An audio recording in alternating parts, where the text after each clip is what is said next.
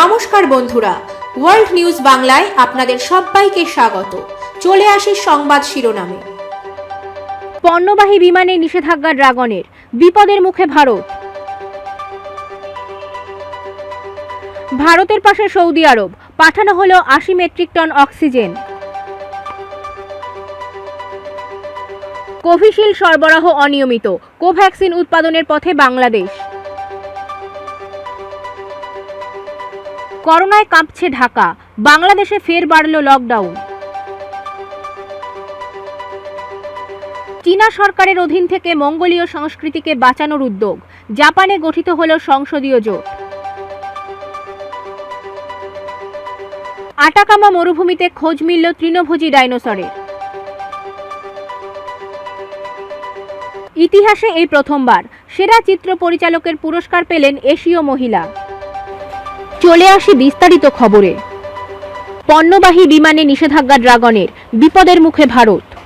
Corona অতিমারির সময় বিশ্বের বিভিন্ন দেশের প্রতি সাহায্যের হাত বাড়িয়ে দিয়েছিল ভারত। ওষুধ বা অন্য সামগ্রী দিয়ে সাহায্য করেছে সাধ্যমতো। কিন্তু যে দেশ থেকে করোনা ভাইরাস ছড়ানোর জোরালো অভিযোগ উঠেছে, সেই চীন প্রয়োজনের সময় পণ্যবাহী বিমান যাতায়াত বন্ধ করে কার্যত বিপদে ফেলল ভারতকে।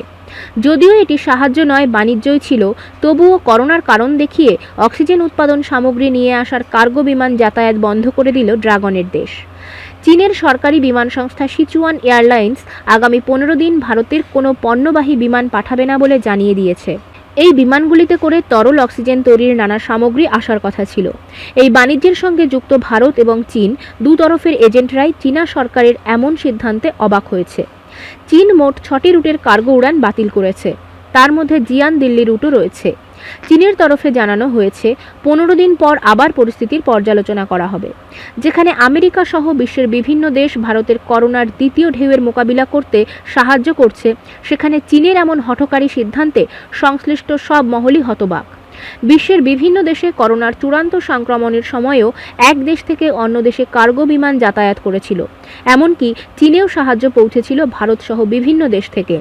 তখন পরিস্থিতি অনেকটা নতুন ছিল। এখন প্রকোপ বেশি হলেও তার মোকাবিলার পথ অনেকখানি জানা।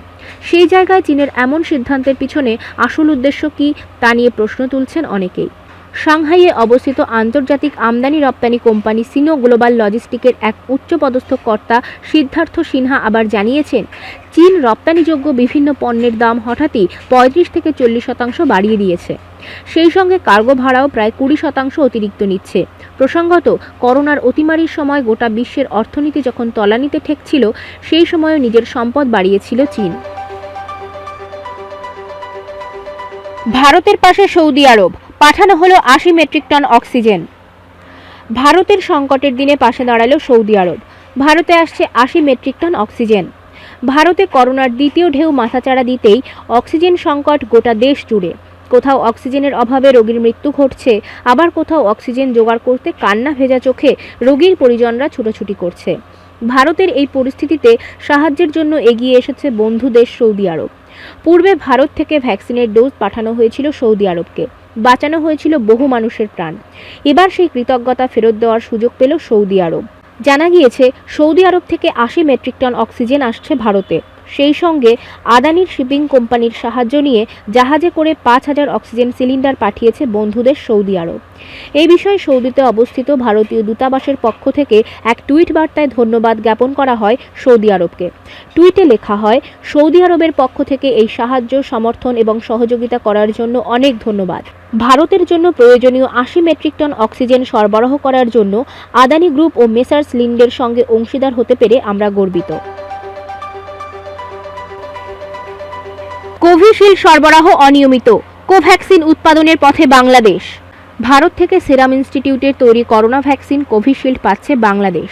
তবে এবার আরও এক করোনা টিকা বাংলাদেশে তৈরির প্রস্তাব দিল ভারত। যৌথ উদ্যোগে কোভ্যাক্সিন উৎপাদনের প্রস্তাব দেওয়া হয়েছে ভারতের তরফে। এর আগে রাশিয়া টিকা উৎপাদনের ফর্মুলা গোপন রাখার শর্ত দিয়ে বাংলাদেশকে টিকা উৎপাদনের প্রস্তাব দিয়েছিল। এবার ভারতও একই প্রস্তাব দিল।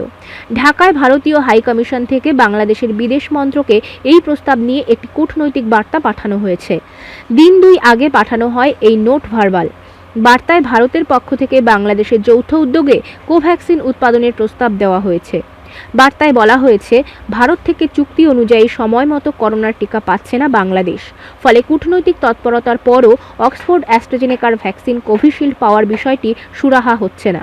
তবে ভারত থেকে করোনা টিকার সরবরাহ ঠিকমতো না হওয়ায় এরই মধ্যে করোনা টিকা পেতে ভারতবিহীন নতুন জোটে শরিক হয়েছে বাংলাদেশ। মঙ্গলবার করোনা টিকা সহ বিভিন্ন বিষয়ে আলোচনা করতে বাংলাদেশ, চীন, পাকিস্তান, শ্রীলঙ্কা, নেপাল ও আফগানিস্তানের বিদেশ মন্ত্রীরা ভার্চুয়াল বৈঠকে বসতে চলেছেন। স্বাস্থ্য অধিদপ্তরের কাছে শনিবার পর্যন্ত টিকা মজুদ ছিল 27,17,000-এর কিছু বেশি। এখন বাংলাদেশে প্রতিদিন 1.5 থেকে 2 লক্ষ টিকা দেওয়া হচ্ছে। এই হারে টিকা দেওয়া চলতে থাকলে খুব অল্প সময়ে টিকা ফুরিয়ে যাবে। শিগগির টিকার নতুন চালান না এলে প্রথম ডোজ পাওয়া অনেকেই টিকা পাবেন না। এছাড়া ইতিমধ্যে টিকার জন্য আবেদন করেছেন এমন অনেক মানুষকে অপেক্ষায় থাকতে হবে। ত্রিপাক্ষিক চুক্তির আওতায় ভারতের সেরাম ইনস্টিটিউট 3 কোটি ডোজের মধ্যে ফেব্রুয়ারি পর্যন্ত 70 লক্ষ টিকা দিয়েছে বাংলাদেশকে। প্রতি মাসে 50 লক্ষ করে টিকা দেওয়ার কথা থাকলেও এরপর বাংলাদেশে আর কোনো টিকার চালান আসেনি। করোনায় কাঁপছে ঢাকা, বাংলাদেশে ফের বাড়ল লকডাউন। করোনার মারে বেসামাল বাংলাদেশ। পর্যাপ্ত ভ্যাকসিনের অভাবে ধাক্কা খাচ্ছে টিকাদান কর্মসূচি। মারণ ভাইরাসের দাপট এতটাই বেশি যে ঢাকায় গণকবর খোঁড়া হচ্ছে। এহেন পরিস্থিতিতে সংক্রমণের গতি রুখতে ফের লকডাউনের মেয়াদ বাড়ালো প্রধানমন্ত্রী শেখ হাসিনার সরকার। দেশে করোনা পরিস্থিতি অত্যন্ত বিপজ্জনক হয়ে যাওয়ায় আরও 1 সপ্তাহ লকডাউন বাড়ানোর সিদ্ধান্ত নিয়েছে সরকার। আগামী 5ই মে মধ্যরাত পর্যন্ত লকডাউন বলবৎ থাকবে। তবে মুদিখানা খোলা থাকবে, ব্যক্তিগত যানবাহন চলাচল করবে, কিন্তু গণপরিবহন 5ই মে পর্যন্ত বন্ধ থাকবে। ভারতে অক্সিজেনের সংকট দেখা দেওয়ায় সে দেশের সরকার রপ্তানিতে নিষেধাজ্ঞা জারি করেছে। এই কারণে বাংলাদেশে এখন আর কোনো অক্সিজেন ভারত থেকে আসছে না। এদিকে করোনায় বিপর্যস্ত ভারতের সাহায্যে এগিয়ে এসেছে আমেরিকা, আর তাই কোভিশিল্ড টিকা তৈরির কাঁচামাল পাঠাচ্ছে দেশটি। এই খবর চাউর হতেই বাংলাদেশে খুশির হাওয়া বয়ে গিয়েছে। ঢাকায় একাধিক সূত্র জানায়, উৎপাদন বাড়লেই ভারত কোভিড-19 ভ্যাকসিন বাংলাদেশে রপ্তানি করবে। এর আগে মার্কিন যুক্তরাষ্ট্র কাঁচামাল না পাঠানোর সিদ্ধান্তে ভারত টিকা রপ্তানি বন্ধ করার সিদ্ধান্ত নিয়েছিল। বিশ্বজুড়ে তীব্র সমালোচনার মুখে সিদ্ধান্ত বদল করে কাঁচামাল পাঠানোর কথা জানিয়েছে মার্কিন প্রেসিডেন্ট জো বাইডেন। এদিকে করোনার মারে বাংলাদেশে হু হু করে বাড়ছে মৃতের সংখ্যা। পরিস্থিতি এমন জায়গায় পৌঁছেছে যে কোদাল দিয়ে কবর খুঁড়ে শেষ করতে না পেরে এক্সকাভেটর দিয়ে গণকবর খুঁড়ে রাখা হচ্ছে। করোনার দ্বিতীয় ঢেউয়ে ঢাকার রায়বাজারের কবরস্থানে আসা মৃতের সংখ্যা বেড়েছে কয়েক গুণ। করোনায় আক্রান্ত মৃত ব্যক্তিদের জন্য নির্ধারিত 8 নম্বর ব্লকে এক পাশেই খুঁড়ে রাখা হয়েছে অন্তত 25টি কবর। ঢাকা উত্তর সিটি কর্পোরেশন সূত্রের খবর, এই কবরস্থানটিতে দিনে গড়ে করোনায় মৃত 8 থেকে 10টি দেহের সৎকার করা হচ্ছে।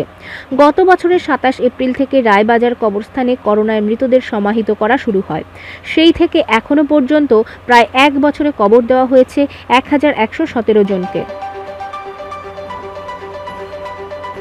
চীনা সরকারের অধীন থেকে মঙ্গোলীয় সংস্কৃতিকে বাঁচানোর উদ্যোগ। জাপানে গঠিত হলো সংসদীয় জোট।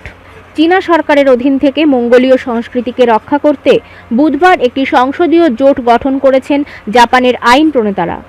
লিবারেল ডেমোক্রেটিক পার্টির সহযোগী সদস্যদের সাথে এ জোটের নেতৃত্ব দেবেন প্রাক্তন অভ্যন্তরীণ বিষয়ক ও যোগাযোগ মন্ত্রী সানা তাকাইচি। বিবৃতিতে বলা হয়েছে, দক্ষিণ মঙ্গোলিয়াকে সমর্থন করার লক্ষ্য হল মঙ্গোলিয়ানদের ভাষা ও সংস্কৃতি রক্ষা করা, যা ক্ষমতাসীন চীনা কমিউনিস্ট পার্টির নীতিমালার কারণে হুমকির মুখে পড়েছে। এই সংস্কৃতি নিভিয়ে দেওয়ার চেষ্টা করছে চীনা কমিউনিস্ট পার্টি। বর্তমানে জাপানে বসবাসরত জাতিগত মঙ্গোলিয়ান তেমুরলুন বলছে, চীনের উত্তরাঞ্চলের অভ্যন্তরীণ মঙ্গোলিয়া অঞ্চলের মঙ্গোলিয়ানদের জন্য এই পদক্ষেপ বড় ধরনের এক আশার বাণী তৈরি করবে। এই জোট শুরুর আগে জাপানের আইন প্রণেতারা চীনে মঙ্গোলিয়ান ভাষা ও সংস্কৃতির ব্যবহার না করায় প্রতিবাদ জানিয়ে এক সেমিনারের আয়োজন করে। জাপান ভিত্তিক মঙ্গোলিয়ান খুবিসের মতে, স্বাধীন দেশ মঙ্গোলিয়ার প্রাক্তন রাষ্ট্রপতি মঙ্গোলীয় সংস্কৃতি রক্ষার্থে জাপানি আইন প্রণেতাদের কাছে পরামর্শও রেখেছিলেন। বুধবার শি হাইমিং এই পদক্ষেপকে স্বাগত জানিয়েছেন। শি বলেন, জাপানি আইন প্রণেতারা চীন সরকার কর্তৃক মানবাধিকারের অত্যাচার ও অপব্যবহারকে অনেক বেশি গুরুত্ব সহকারে নিচ্ছে। তিনি আরও বলেন, 2020 সালের আগস্ট থেকে চীনা কমিউনিস্ট পার্টি মঙ্গোলিয়ান স্কুলগুলোতে শিক্ষা কার্যক্রম বন্ধ করে দেয়, যা পরবর্তীতে তীব্র প্রতিবাদের কারণ হয়। জাপানের শিজুওকা বিশ্ববিদ্যালয়ের অধ্যাপক ইয়াং হাইং বলেছেন, অভ্যন্তরীণ মঙ্গোলিয়ানদের প্রতি জাপানের বিশেষ মায়া রয়েছে, কারণ এই অঞ্চলের কিছু অংশ জাপানি উপনিবেশে ব্যবহৃত হতো। এদিকে 2020 সালের ডিসেম্বরে চীনা ভাষা শেখার ক্যাম্পেইনে মঙ্গোলিয়ান প্রাপ্তবয়স্কদের লক্ষ্যবস্তু করা হয়। পিপলস ডেইলি মার্চে প্রকাশিত প্রতিবেদনে উঠে এসেছে যে মঙ্গোলীয়দের উপর চাপিয়ে দেওয়া শিক্ষার এই বিষয়টি অসাংবিধানিক। এই রায়ে সংবিধানের 4 নম্বর অনুচ্ছেদে বলা হয়েছে, সব জাতিগোষ্ঠী নিজস্ব কথ্য ও লিখিত ভাষা ব্যবহার ও বিকাশ করার এবং নিজস্ব লোকজ রীতিনীতি সংরক্ষণ বা সংস্কার করার স্বাধীনতা এবং অধিকার রয়েছে। এরই মধ্যে আঞ্চলিক সরকার মঙ্গোলীয় ইতিহাসের পাঠ্যপুস্তককে শ্রেণীকক্ষ থেকে নিষিদ্ধ করেছে। অভিভাবকরা বলেছেন, বর্তমান স্কুলে মঙ্গোলীয় সংস্কৃতির কোনো উল্লেখ করার অনুমতি নেই। এমনকি মঙ্গোলিয়ান ভাষার স্কুলেও মঙ্গোলিয়ান ভাষার চেয়ে মন্দারিন ভাষা শেখাতে বেশি আগ্রহী সরকার। মঙ্গোলীয়রা এর আগে সিরিলিক বর্ণমালা ব্যবহার করে ভাষা রচনা করেছিল, কিন্তু এখন সোভিয়েত দখলের সেই প্রতীক থেকে দূরে সরে যাওয়ার পরিকল্পনা করছে তারা, যেন মঙ্গোলীয় লেখা চীনের সীমান্ত পেরিয়ে জাতিগত মঙ্গোলিয়ানরা সহজেই পড়তে পারে আর তা জাতিগত সাংস্কৃতিক পরিচয়ের ধারণাকে আরও জোরালোভাবে উপস্থাপন করে। আটাকামা মরুভূমিতে খোঁজ মিলল তৃণভোজী ডাইনোসরের। বিশ্বের শুষ্কতম মরুভূমি চিলির আটাকামায় খোঁজ মিলল তৃণভোজী ডাইনোসরের। এটি একটি নতুন প্রজাতি অর্থাৎ টাইটানোসর প্রজাতির ডাইনোসর। জানা যায় ওই মরুভূমিতে 100 বছর আগে ফুল এবং খেজুর গাছ ছিল, তবে দীর্ঘদিন সেখানে বৃষ্টি না হওয়ায় সেটি বিশ্বের শুষ্কতম মরুভূমিতে পরিণত হয়েছে। ওই মরুভূমিতে এই যে নতুন প্রজাতির ডাইনোসরের হদিশ মিলল, তাতে হইচই পড়ে গিয়েছে গোটা দুনিয়ায়। জানা যাচ্ছে এই ডাইনোসরের ওজন প্রায় 3000 কেজি, অর্থাৎ সুবিশাল আকৃতির এই ডাইনোসরের দৈর্ঘ্য প্রায় 8 মিটার, যার একটি ছোট মাথা, লম্বা ঘাড় এবং লেজ ছিল এবং এটি অন্যদের তুলনায় অস্বাভাবিক রকমের বড়, যা প্রদর্শিত হবে চিলির প্রাকৃতিক ইতিহাসের জাদুঘরে, তবে এখন করোনা ভাইরাসের বিধিনিষেধের কারণে বন্ধ হয়ে আছে। উল্লেখ্য, একটি আন্তর্জাতিক সংবাদ মাধ্যমে প্রকাশিত রিপোর্ট অনুযায়ী এই নতুন প্রজাতির তৃণভোজী ডাইনোসরের প্রথম খোঁজ মিলেছিল 1990 সালে এবং 2014 সালে আর্জেন্টিনায় আরেকটি টাইটানোসরের দেহাবশেষ পাওয়া গিয়েছিল, যার আনুমানিক দৈর্ঘ্য 37 মিটারেরও বেশি ছিল। এটি এখনও পর্যন্ত আবিষ্কৃত বৃহত্তম ডাইনোসরগুলির মধ্যে একটি ছিল। তবে চিলির আটাকামা মরুভূমিতে যে নতুন প্রজাতির ডাইনোসরের দেহাবশেষের খোঁজ মিলল তাকে বলে আটাকামা বোনস, অর্থাৎ আটাকামা মরুভূমিতে খুঁজে পাওয়া হাড়। উল্লেখ্য, অনেক আগে সেখানে একটি ভাষা প্রচলিত ছিল যার নাম কুঞ্জা ভাষা, এখন যা বিলুপ্ত। উত্তর চিলি আটাকামা মরুভূমি এলাকার বাসিন্দাদের মধ্যে এই ভাষার চল ছিল। পরে অবশ্য এই ভাষার মানুষরা স্প্যানিশ ভাষা রপ্ত করে। ইতিহাসে এই প্রথমবার সেরা চিত্র পরিচালকের পুরস্কার পেলেন এশীয় মহিলা। অস্কারের আসরে ইতিহাস গড়ল এশিয়া।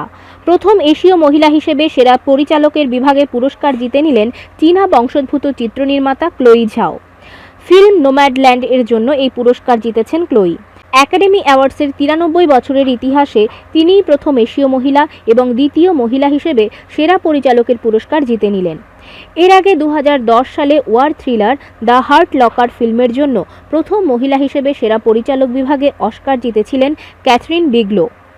এদিন চলচ্চিত্র জগতের সর্বোচ্চ সম্মান হাতে 39 বছরের ঝাও বলেন, কি দারুণ ব্যাপার।